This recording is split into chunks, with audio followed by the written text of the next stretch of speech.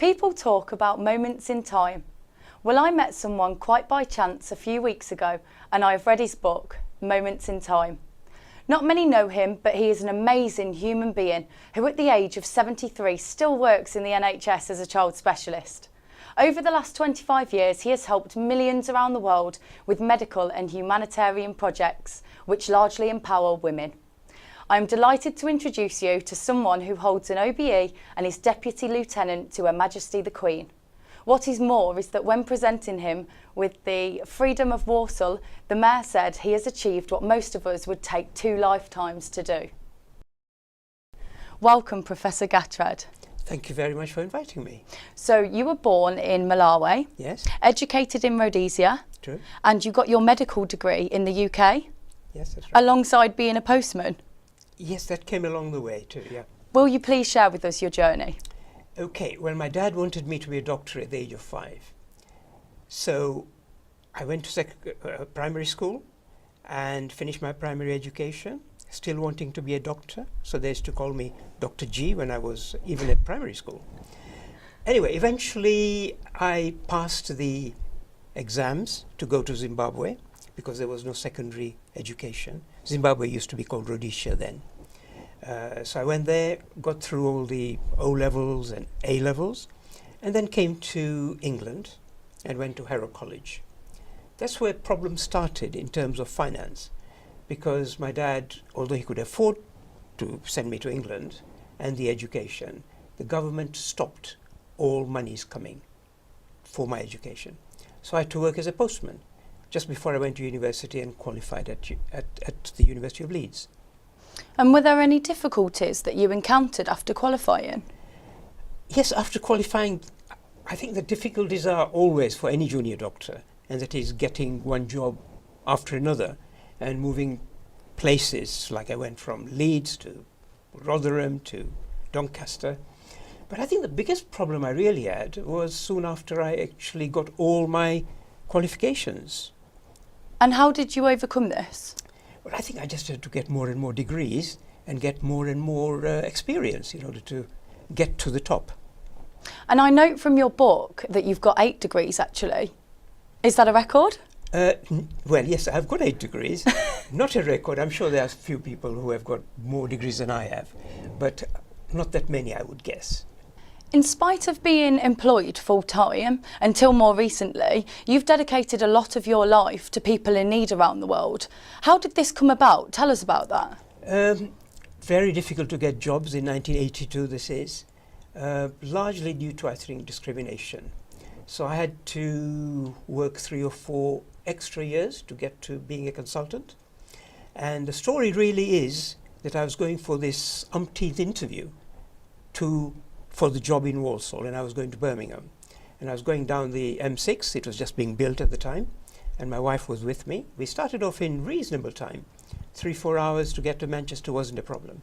But we got stuck on the motorway, and the traffic was such that we just couldn't move. And I asked my wife, I said, could you go out and ring the Queen Elizabeth? Because in those days we didn't have any mobile phones. And she wasn't having anything of this because traffic was moving slowly, and she said, I'll be running after the car and I won't be able to catch you, so I'm not getting out of the car. Anyway, at that point, I was really desperate. So I looked upstairs and I said, oh God, get me out of this mess.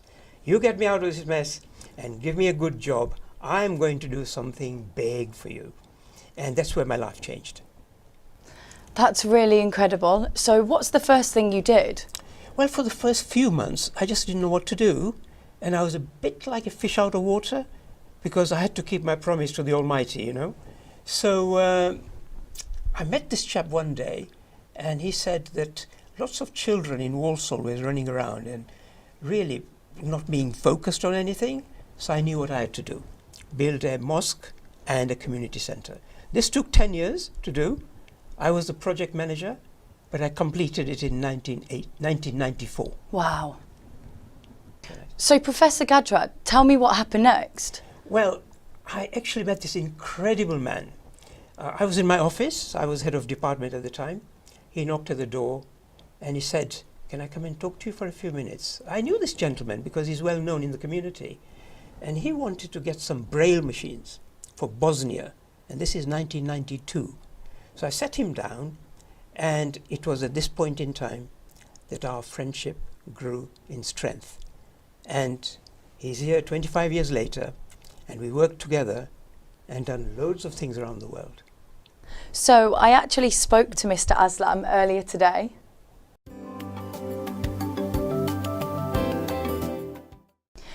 Welcome, Mr. Aslam. It's great to have you here with me today. Thank you. You have worked with Professor Gatrad for over 25 years now. Yeah. What is one single vision that he has had that's had maximum impact? His ambition is woman empowers. That's the man his ambition is at the moment, which is working for. Yes, he joined with me 25 years ago. I'm founder member of the charities called Midland International Aid Trust UK. And so far, I travel about 78 times in 26 countries, all over the world. Wow, that's impressive. Wherever disaster occurred, whether it's flooding, whether it's war or earthquake, you name it, any country, I've been there. And I spent 3.5 years abroad with support of my family particular, and also the people who actually donated the money for the last nearly 30 years. I'd like to thank everyone. And Professor Gatrad, since we met 25 years ago, we're doing so many medical camps. I think with thousands people benefited with the cataract operation in 4 or 5 different countries. And also is set up maternity unit in Gujarat hospital we built, and also the consultants, doctors go from UK, Ireland, Qatar, and Dubai, and they go every 6 months, and I travel every 6 months, do the cataract operation and cleft and palate, and cleft feet, and also the hearing aid to the children who are born with deafness. And also I'd like to thank my own family who has been supporting me for so long. Without the support of my wife and my children, there was not possible. Thank you so much for joining me here today. It's been an absolute pleasure. Thank you very much indeed. Thank you very much. Thank you. So Professor Gatrad, can you give me some examples of what Mr. Aslam was saying earlier today about empowering women? Well, where do I start? That's the first thing. Because over the last 25 years, we've concentrated on making sure that young girls and young women, are educated and also have a life. Now, what do I mean by that? Well, we started off with cleft operations, which ensures that the child looks better. A cleft child with an odd sort of face, odd mouth, can't feed, is actually a burden to the family. So we ensured that we started operating on all the girls first. Okay? So when you have a cleft problem, you can't hear, you can't speak properly, you can't go to school, you can't get married. All these things with any disability that you have in developing countries creates a problem, because these are big families. They've got 5, 6, 7 children, and they have to feed, parents have to feed these children, and this child is difficult to feed anyway, but he's not going to bring any money in. So what happens is that these children then are left on the streets, and what happens is they go to prostitution and they're trafficked. So in order to do all that, we've got all these projects, one of which is clefts. Secondly, we actually do club feet, because children who can't walk, particularly girls, they are walking on crutches, and you can see them on the streets. I've seen them in Malawi, Africa, Gambia. So it's a simple thing to do. If you actually catch these little girls earlier, after birth, and boys, of course, as well, we can straighten their feet with special braces, and they get better. So that's the second project. The third project is audiology. A lot of children, there's a much higher incidence of babies born deaf, particularly because of intermarriage. So we've got these girls that are checked, and indeed boys as well, that are checked at birth, and their education is improved so they can talk. So lots of these projects that we have got are actually helping children. Once they're older, we've got things like, for example, vocational training for them, sewing classes, dressmaking classes, and all these things go on. Schooling is probably the most important thing, Because there's a saying which says, if you educate a woman, you educate a nation. This is what we're trying to do. Okay? So these girls, we give them schools in Gambia, Kashmir, lots of countries. We also provide them, interestingly, with toilets. We've been to schools of girls where there are no toilets. Girls don't go to school. Wow. Girls don't go to school if they are having a period. So what we are doing is we are using the same girls that are sewing, remember, Yeah. with vocational training. They sew for these girls sanitary pads that are reusable. That's incredible. So they can get to school. So it's all about empowering women. And there are also some older women we look after. For example, we've got a huge clinic in a place called Suklan, which is outside Gujarat, where we have got young ladies who are pregnant. So we look after them with giving them antibiotics, giving them vitamins. And we also look after the elderly, because the elderly have almost always got either worms or they've got vitamin D deficiency. So what we try and do is do something simple that has got a huge impact, not only on their health, but also the lives of the families.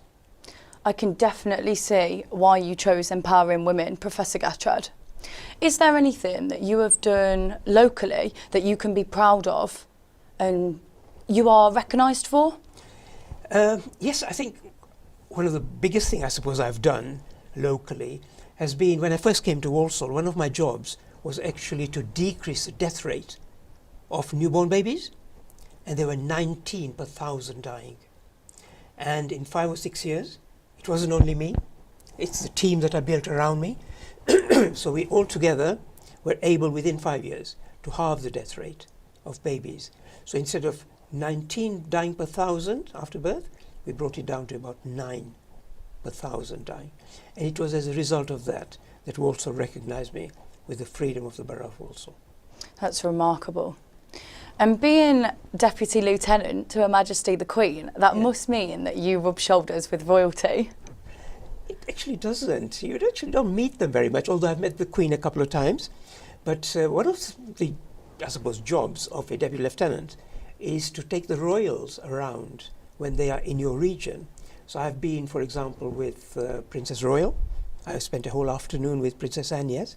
I've been with Princess Alexandra. I've been with the Duke of Kent. So we've had some lovely time. And they are human beings just as much as you are. But it's such an honor to be able to do something like that. And when I got this letter, which says, would I like to be a Deputy Lieutenant of the Queen? I bet you were made up. Are you going to say no? No. So all of this, you can't have a lot of time for hobbies and things that you love to do. Well, I used to play a lot of cricket and a lot of tennis. Actually, I played cricket was what used to be Rhodesia. So I played at quite a high level. And even when I came to university, I played a lot of cricket. In my latter years, I actually used to be a coach to the King Edward School in Birmingham. So yes, I've enjoyed cricket, I've enjoyed tennis, but time comes when your back's not doing very well. So there are other things that I do now that I still enjoy. So Professor Gatrad, what is next? Well, there's lots to do still. Well, I hope I have enough life to be able to complete what I'm doing. I still continue to work in Malawi and all these other places that I mentioned to you. We still continue to do club feet for children, look after clefts.